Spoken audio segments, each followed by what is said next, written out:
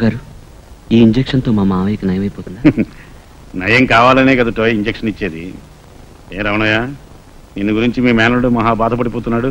తనకి ఇష్టమైన వాళ్ళకి ఏ కష్టం వచ్చినా ముందు వీడు బాధపడిపోతాడండి. ఉత్త వెర్రి బాబులోడు.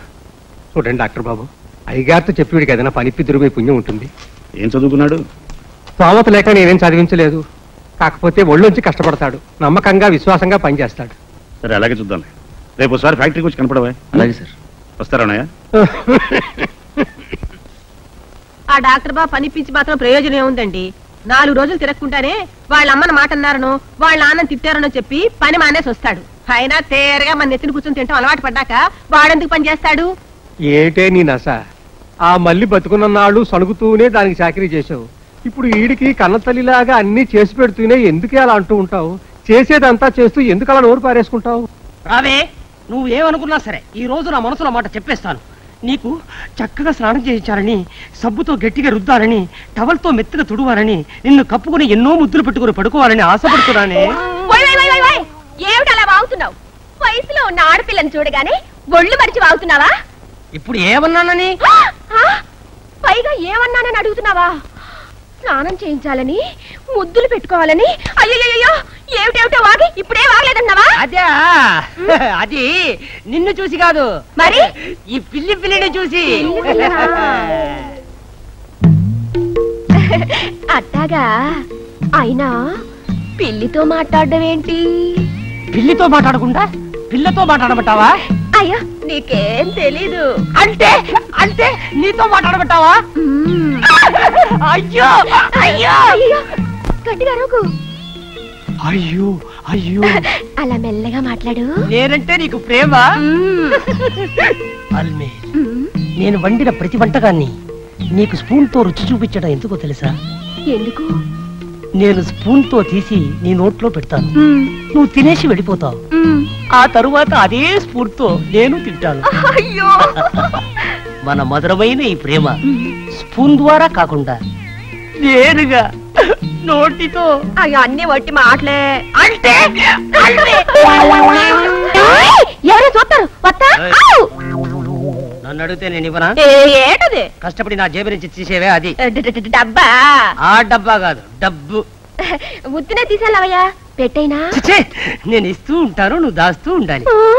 శంకరయ్య గారు, నేను క్లబ్కి వెళుతున్నాను. ఫోన్లు ఏమైనా వస్తే చూడండి. అలాగేనమ్మా. అమ్మా, ఏమిటి రంగన్న? ఎవరి అబ్బాయి? అయ్యగారి దగ్గరికి పని కావాలని వచ్చాడు. ఇంట్లో ఏదైనా పని ఉంటే చూపించమని ఇక్కడికి పంపించారు. నమస్కారం అండి. నీ పేరేమిటి? సత్యమూర్తి అండి. శంకరయ్య గారు, అమ్మా. ఇతను ఇక్కడే ఉంచి ఏవైనా పనులు చెప్తుండండి. నాకు టైం అయింది, నేను వెళ్ళొస్తాను. సరేనమ్మా. రారా కుకుంబ. నా పేరు కుకుంబుడు కాదండి. కాకపోయినా నేను అలాగే పిలుస్తాను రా కొండగోళ.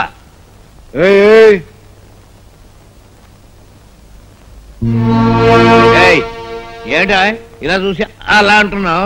ఎవరనుకుంటున్నావు? అయ్యగారికి నాన్నగారు. అదేమిటి నాకేసి కోపంగా చూస్తున్నట్టున్నారు? ఆయన సచ్చేదాకా పని వాళ్ళు అలా కోపంగానే చూస్తూ ఉండేవారు. రారా జాడా చోట. బట్టతల. ఎవరిని? నన్ను? నిన్నే. కొత్త కుర్రాడు, జాగ్రత్తగా చూసుకో. రారా కొత్త. ఇదిగో, ఏ పనైనా శ్రద్ధగా బుద్ధిగా నేర్చుకుంటే నా అంతటి వాడు అవుతావు. Correct sir. వయసు వస్తే ఎలాగైనా మీ అంత ముసలాడవటం తప్పదు సార్. సర్లేవా, నువ్వు పెద్ద పడుచూడం అయినట్టు నువ్వు జ్ఞాపకం చేస్తే తప్ప మా ముసలిదాన్ని జ్ఞాపకం రాదా? రే జడ చోట, వీడు బట్టల తాతారావు. వీడి దగ్గర వంట పని నేర్చుకుంటే తప్పులేదు, కానీ వీడి గుణాలు మాత్రం. కుమాస్తా బాబు, ఎవరి అబ్బాయి? ఈడొక పొగడి బట్టలే అమ్మగారు పనిలో పెట్టారు. పేరు సత్యమూర్తి. అబ్బా, పందర్ లడ్డులా ఎంత ముద్దొస్తున్నాడో. ఏంటది ఏం పట్టిన రెప్పయ్యకుండా చూస్తున్నావు? వెళ్ళి అయ్యగారు గదిలో సామాన్ సర్దు. నన్ను అడు. అయ్యా, అలా కేకలేస్తారెందుకు? కుర్రాడు చాకులా ఉన్నాడు ఉంటాడు చాకులేగా కదూ తాతారా. చాకులు కత్తులు అవన్నీ ప్రాణానికి ప్రమాదం. పోయి పని చూడు. కుర్రాడు నాకే అందంగా ఉన్నాడు, ఇది చూసిందే.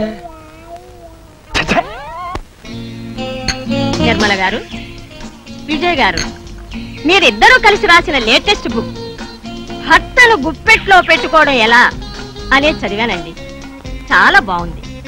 మీరిద్దరూ కలిసి రచన చేయాలని అసలు ఎందుకు అనుకున్నారు?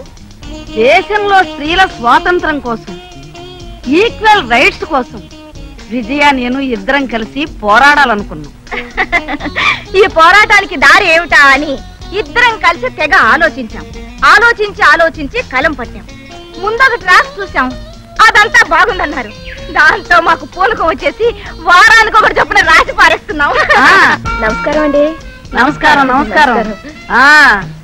ఏమిటమ్మా, ఏమిటి మీ ఇంట్లో విశేషాలు? మీ ఆయన నువ్వు ఎలా ఉంటున్నారు? ఏమిటి కథ? No no no, she's asking about your bedroom affair. అంటే పడగదిలో ఎలా ఉంటారు అని. అయ్యో రామ, ఏం చెప్పమంటారండి. ఇదివరకు కాస్త సరసంగా సరదాగా ఉండేవారు. అదేమిటో ఈ మధ్య అదో రకంగా ఉంటున్నారు. యు మీన్ ముద్దులు మురిపాలు కింద పట్టం మీద పట్టం ఇలాంటివేమీ లేవా? ఇన్నేళ్ళు వచ్చాక ఆ సరదాలు ఏముంటాయండి. What you mean? మేము రాసిన పడగటింటి ముచ్చట్లలో భార్యాభర్తలకి హుషారు ఉద్దేశం ఉండాలే గాని సరసానికి వయసుతో నిమిత్తం లేదు అని మేము రాశాం. అయ్యో రామా, నిజమా? నిజమేనమ్మా వాడు చెప్పేది. నా విషయమే తీసుకో. మీ ఆలు మగల కంటే నేను మా ఆయన పెద్దవాళ్ళమే కదా. అయినా మేము పడగదిలోకి వెళితే చాలు ఆయన రెచ్చిపోతారు, నేను చెలరేగిపోతాను. రోజునా అప్పుడప్పుడా? రోజునమ్మా. అసలు ఆ ప్రోగ్రాం లేకపోతే మాకు నిద్రే పట్టదు. సుజా, నువ్వు ఇలా రా.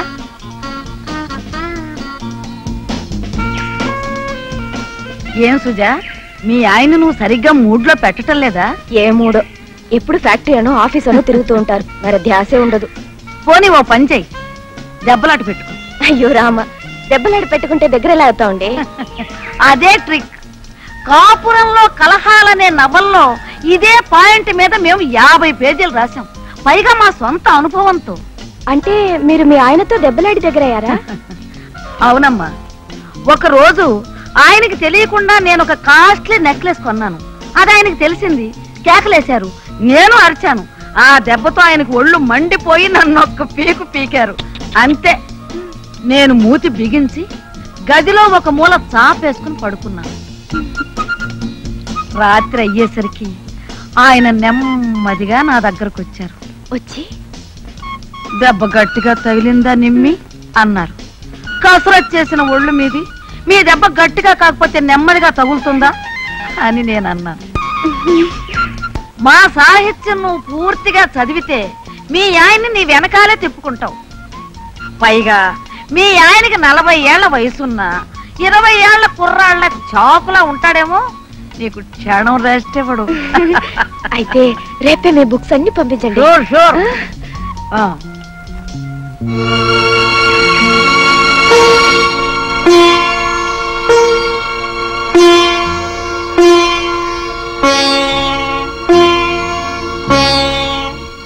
తాగాలన్నారుగా పాలు, ఇదిగోండి. అరే సుజా, ఏమిటి ఏమిటిది? ఏమిటండి, చేయి జారింది, గ్లాసు కింద పడింది. ఏం తప్ప? అలా చూస్తారే, కొడతారా? కొట్టండి. మొగుళ్ళకు పెళ్ళాలేగా లోకువా, కొట్టండి. ఈ మాత్రానికి కొట్టడాలు తనడాలు ఎందుకులే, నువ్వు వెళ్ళి పడుకో, నేను పైన చూసుకో.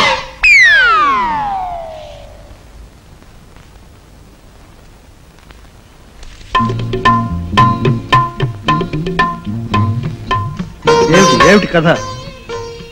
మీరెప్పుడు నాతో పోట్లాడరేమిటండి? పోట్లాట ఎందుకు? అయ్యో రామ, ఎందుకో కందుకో. మన ఇద్దరం పోట్లాడుకోవడం, మీరు చాచి నన్ను లంపకాయ కొట్టడం, నేను ఏడవడం, ఇలాంటివి ఒక్కసారి కూడా జరగవే మన ఇంట్లో. ఓహో, అర్థమైంది. అందుకే మాట నువ్వు పాల గ్లాస్ కింద పడేసి కయ్యాలి కాలు దువ్వా. అవునండి, ఆ ఈశ్వరుడి దయ వల్ల ఆ విధంగానైనా మన ఇద్దరి మధ్య గొడవ వస్తుందేమోనని. చూడు, భార్యాభర్తలు ఒకరినొకరు అర్థం చేసుకుని అన్యోన్యంగా ఉంటే గొడవలు ఎందుకు వస్తాయి? వస్తే బలి తమాషగా ఉంటుందండి, మీకు తెలియదు. ఏమిటి కొట్లాడు రావడం తమాషా? నీకెవరో ఏదో నూరిపోసి ఉంటారు. ఈ పిచ్చి పిచ్చి ఊహలు పెట్టుకోక వెళ్ళి పడుకో, నాకు పని ఉంది.